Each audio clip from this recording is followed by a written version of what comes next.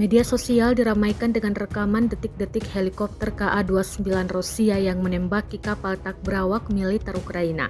Rekamannya beredar di Telegram pada Senin 6 Mei 2024. Dalam keterangan unggahan disebutkan, pilot armada laut Rusia dengan berhati-hati bermanuver di Ka-29 mereka menghancurkan kapal tak berawak militer Ukraina. Para pilot menembakkan senjata meriam, senapan mesin, dan juga senapan mesin Kalashnikov. Salah satu peluru mengenai tempat yang tepat, menyebabkan ledakan dahsyat pada kapal tak berawak militer Ukraina dan terekam jelas.